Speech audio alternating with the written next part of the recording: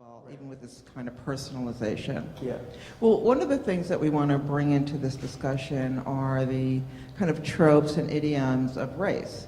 Is this particular installation is about Black Victorians or Black Londoners or global travelers who all stopped and had their portraits taken in a particular gallery, or in the case of the vintage photographs, in different London studio portrait locations.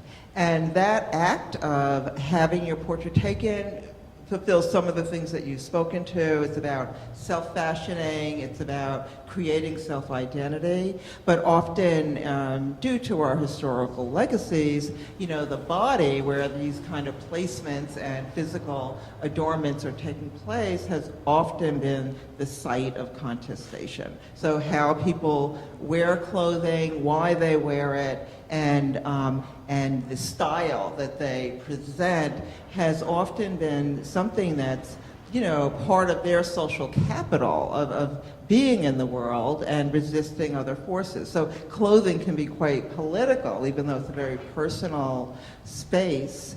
And, Stuart Hall is a cultural historian that's part of this exhibition, and all of the images are framed by his citations in this lecture on visual culture. But he often spoke about style and the kind of surface encounters that we have all around this idea of the body and how that is received and countered differently due to our racial legacies. So in that case, maybe fashion, as we're viewing it here, does take on added weight at times, or it can be something that's quite elusive to touch upon in terms of what are people doing, what access do they have to different resources in order to create fashion. And I think maybe we'll see where we go, but we could talk about how there's social disciplining around your clothing and what you're allowed to wear, right, coming from different state forces and historical commerce, right? And so we can talk about all of those wonderful things. So I hope you're still with us as we continue. And one of the things that I asked Jay to think about is, what was it when you first came into this exhibition that captured your attention and wanted you to think further about fashion? Well, at first I think I was very excited because the exhibit was kind of this missing piece. From my perspective, in working with fashion, fashion history that I didn't know was missing. The conversation, like when we teach fashion history to students, it's very specific, about a particular segment of society that's all they get. And for me, to be able to open a new door to students, like into the fashions of that era and who wore them, and giving them an opportunity in a lot of instances to see themselves, to be able to project themselves into those images, because they aren't necessarily just stereotypes. They're really people of the era. Like I keep thinking about, now his name just Peter Jackson. Peter Jackson. Yeah. Peter Jackson. Yes, let's talk about Peter Jackson. Because when you told me a little bit about his backstory, I saw a man who wasn't just, it wasn't just about the label of being a Black man in that era, but it was about a lifetime or a lifestyle. And all of a sudden I became really curious about his whole story, the fact that he traveled, and I wondered how he lived. And I think a lot of people want to see themselves in history, and this is, I know just from years of teaching, this is now going to be a part of something that I add to it. So I was very excited about that because I saw the possibilities to add that to that mix. But then there was also this issue in fashion right now about diversity and even connecting with your customer from a very practical sense of how a studio, like some of the studio shots become very driven by stereotype or what they think the market wants, or these fantasies, like in the portraits of the singers. So I thought that was also really interesting, because I think that whole dynamic is still really true right now. Is, you know, that false creation of something, and in fashion uses the excuse of kind of telling the story and capturing people's imaginations. But here it was, at least from our perspective now, kind of a racist thing to do, you know, in terms of saying, no, you're not, you don't look like the audience wants you to look. And I used to get that a lot as a young man, because being Latino, I was always being told I wasn't Latin enough. So people were trying to make me, like, you know, look more. I can remember my sister one day, I was very proud at high school, had a job, be able to buy my first pair of shoes for myself, and it was penny loafers. And the first thing she said is, "Why are you trying to be so white?" And it really upset me, because it wasn't about that. It was about, it was, you know, clothes have this power, like you were saying, like with Peter Jackson, like the top hat and the vest, and there was this pride in the, you know, the clothes were an extension of that. And I think that's a big part that we want to not forget about, you know, like when we're creating these fashion images that students are making. So do you know who we're talking about when we mentioned Peter Jackson? Have you had a chance to visit the exhibition? Yeah, that is Jay Calderin. However, Peter Jackson is right here. There are 3 images of Peter Jackson. He was born mid-19th century in Christiansted, in St. Croix, the Virgin Islands, then a Danish colony. Makes his way to London.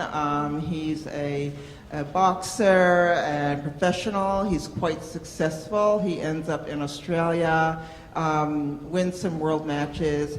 He's in London, and I think it's 1879, and he stops to have his portrait taken. He's well-to-do. He's a star athlete, right? He has some personal wealth to don this attire of top hat and tails and all the accoutrements that you see in the portraits when you go up. What's most, I think, engaging with people is not only the clothing that he's wearing that is unusual for our received kind of popular imagery of African Americans in the 19th century. It definitely reads against that. But the other portion of the power of that image is his gaze. It's his full confidence, it's his engagement, his comfort in those clothes and in his body that kind of really strikes you when you're in the gallery. And that has to do a lot with these different, let's say, environments that people of the diaspora, no matter what your ethnicity, encounter. It has a lot to do with what the demographics are, whether you are the norm demographic or the majority or not, or be marginalized. And you can pick that up in stance and power. And of course, in a lot of the images, over the centuries, what we call images of blackness, have this kind of dominant European subjecthood at the center, and then a kind of auxiliary black figure almost operating as an object or a piece of furniture in some of the European images and paintings. And that became a kind of site of engagement and intervention for many in the 20th century. So to see it in the 19th century, to see this kind of full subjecthood, you know, part of the world, a global traveler, is so wonderful to see that, and I think that's part of what we picked up in these images. You've mentioned this idea of absence, and a big part of this project was funded under what's called the Missing Chapter. The group Autograph ABP receives public funding. They're a political group intervening in the visual archive as it's received in London, in the UK. And the Missing Chapter is to dig into the archives and see what they could find. And it was through that research a little over a year ago, in May 2014, that they first discovered these wonderful catalogs that contain images of the African choir. And that forms a good third of the exhibition if you go through towards the end. And as Jay was mentioning, the African choir composed of singers from South Africa, Johannesburg. They had seen an American group, the Jubilee Singers from Fisk College, perform in South Africa. The Fisk singers were all over the world, and they saw them and said, wait, we're wonderful singers. We can get all of our colleagues and peers together and put a group together. We can travel and raise money to start a college in South Africa. All right, so that was their initial idea. And as you mentioned, it got kind of caught up in commerce because they were going out with this specific idea that they're going to raise money and entertain.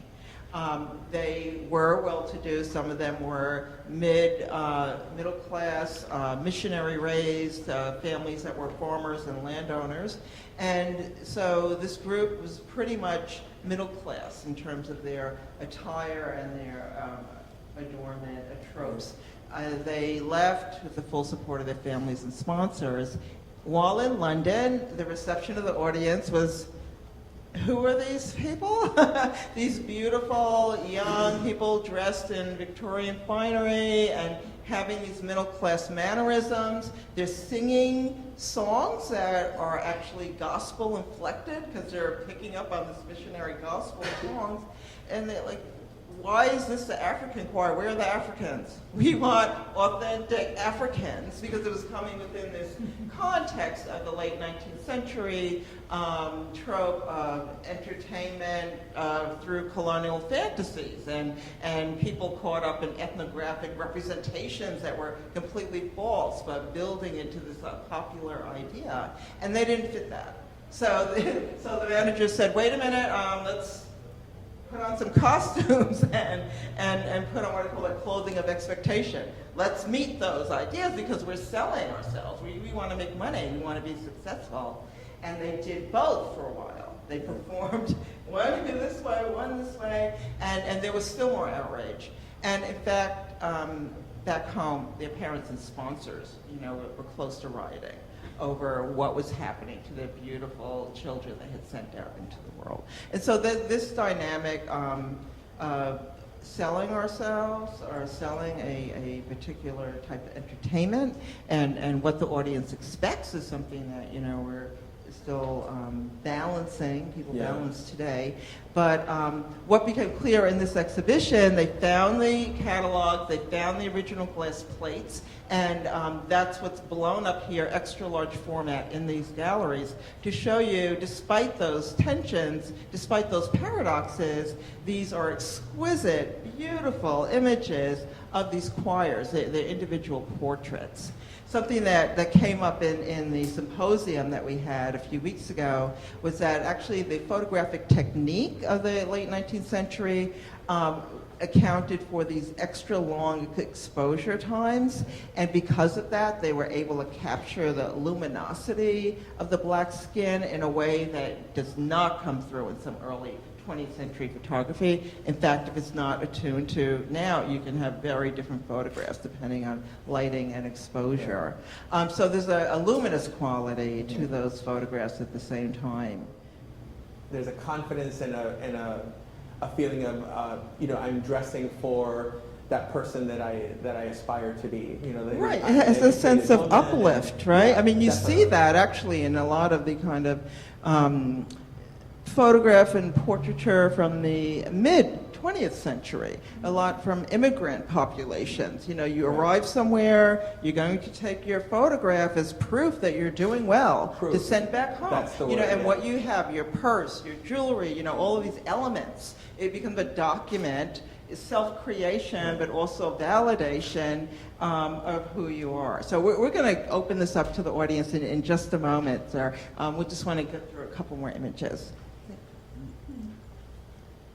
Okay, this is actually not a photograph. It's a wonderful painting. Someone just sent it to me. I'm going to give you the background, but this is over at the Boston MFA, and they wanted to include it because this is a the children of a well-to-do Black African American entrepreneur in Boston.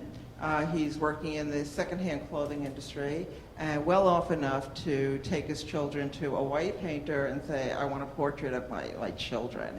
And here it is. And can you talk about the fashion exemplified here? Yeah, I'm going to look it up while he's talking about what he sees. Well, I think even though it's a painting, I think it speaks to that what we were just talking about in terms of proof, and we're almost in these images writing our own histories, like by what we include in the images, we're telling this story visually, and you can see all the objects that the children are holding and the background. I think it comes down to, like with the exhibit, it comes to whether it's documenting something, like where you're trying to, again, set up that proof, or whether it's designing something. And I think there's always a little bit of crossover because, when this image was composed, there was definitely designing going on about how it would be composed and the colors and the objects, but there's also that sense of documentation of something and creating that proof. So. But the clothes, it's very sweet, and it's just very, I think there's almost a hierarchy in the clothes even. Like you can almost get a little bit of personality from each of the girls. Right, so this is actually from 1854. The painter is William Matthew Pryor, and it's over at the MFA, and this is the Samuel Copeland family. And the other piece that we spoke about that's part of the story of how fashion and race and photography interact in terms of these archives are the presence and participation contributions of African American seamstresses and tailors as a part of how fashion is created. That also kind of transcends these boundaries in terms of how we actually get to the popular imagery, who's behind it, and the economics of that. Do you and your students talk about that side of the fashion industry? I think present day, that's a big factor because I think there's the actual industry is made up of so many different cultures, Hispanic, Asian, African American, just like but you don't see that in the end result of fashion. You don't see that as much in the magazines. I think it's changing, but I think that all those cultures who are actually producing, who are doing the fine work, who are making fashion possible, get overshadowed by who's put forward, and who's put forward is usually white. It's a bit of a whitewash. And then when it comes to the cultural things, one of the things that frustrates me is that it's often used as a novelty. It's like, instead of celebrating a designer because they're Latino or Black or Asian for their work, they're celebrated because they happen to be that person from that culture who's rising up the ranks and who they're making the exception. Special. Right. Yeah, and there's actually a new part of the Smithsonian devoted to Black fashion and the artisans and behind that craft. It's almost like when we study royal garments, how so much storytelling about the culture is literally woven into it or embroidered onto it. And I think I don't know the culture well enough to see, to pinpoint the pieces, but I would. It's part of the ethnic narrative of telling there that are story. things in there, like the choice of the particular leaf, or the embroidery, or the shapes, or I think all of that goes into those garments more than we normally see in regular fashion. All right, David? Okay. So we wanted to spend just a few minutes on one of the accents to the show, who certainly is using fashion, clothing, textiles in all of his artwork, and that's Yinka Shonibari. Let's see if I'm sitting here to your left, and behind you, this audience, is the accent piece to the installation called Ethnic. And Yinka Shonibari is a British Nigerian artist who is part of this lender group, Autograph ABP, and they put this particular piece up to augment all of the black and white here. But this piece is a second one that we have in another room. They're called ethnic. Yinka Shonibari is playing with this idea of ethnicity in these kind of royal portraits where you have the missing chapter, like where, and you have these kind of European royal portraits that are all about whiteness and position and nationality. Some of the items that you're picking up from the Queen that we just saw, and he's inserting himself in here. So this is a kind of artistic intervention. You see it in many of his pieces, but this was in 1996, and it was a think piece on the way to a series that became quite famous called the Diary of a Victorian Dandy. So we have a couple of things because it kind of speaks to some of the issues that we're speaking to, and to go through the background. That's a motif. It's picking up on some of our the notions that we've raised, and I think right now I just want to stop for a moment, interrupt. Let's thank Jay, and then we'll open it up to some questions.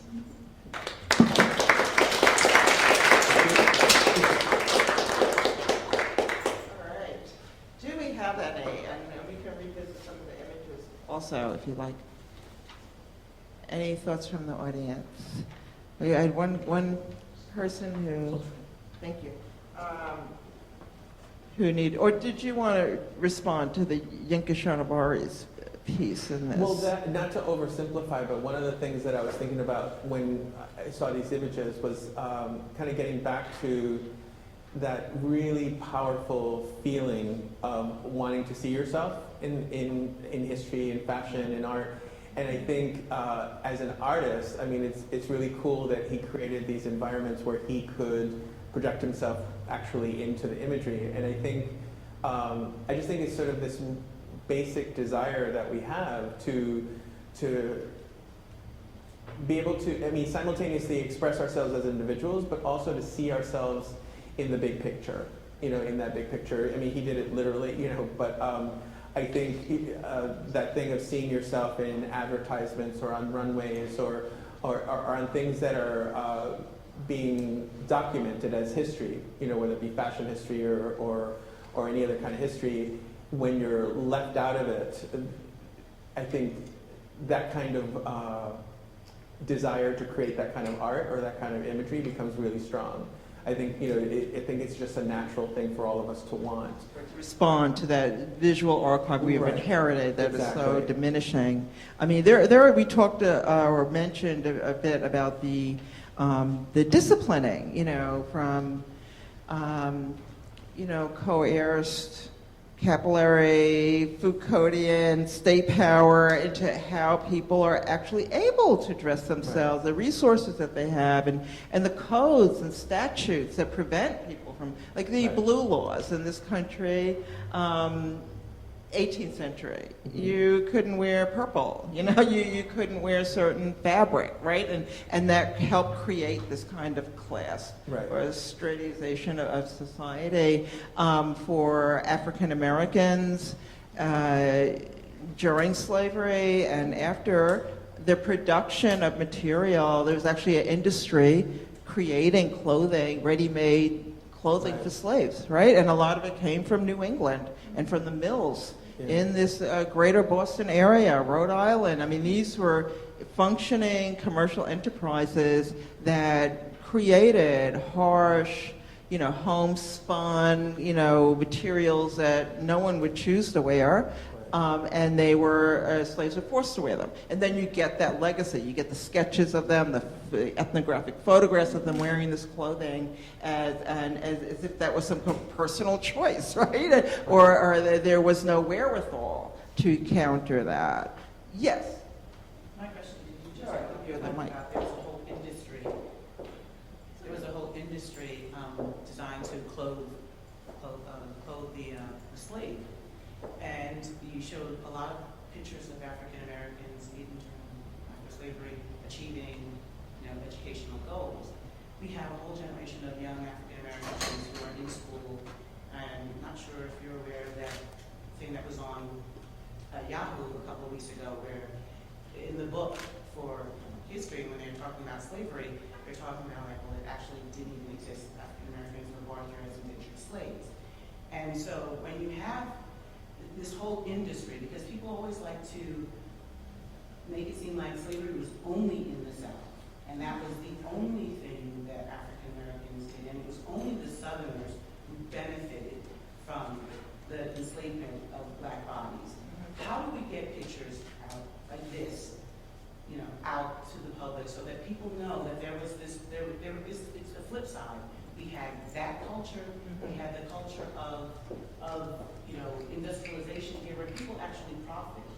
And so that these young people know the whole history. When you talk about wanting to see ourselves, well, we are American history, and this is part of American history. And if it's not in the history books, how do we get it to the younger generation? It's nice for us, Right. I want to, yes, it's not in the popular culture. And that's one of the reasons we wanted to have this discussion today, was because of this response to visitors in the gallery, and they're looking at these beautiful, and say, really? That's not my experience. And then asking the question, well, what about African Americans? And the fact is that scholars have been at work on this for decades and decades. They're wonderful scholars and books that are available. Deborah Willis is a photographic historian since the 1980s that have been issuing, wonderful volumes on black photographers, black life, black beauty, Brian Wallace, these images around the Civil War are coming out, images of, fashioning through the Emancipation Proclamation period.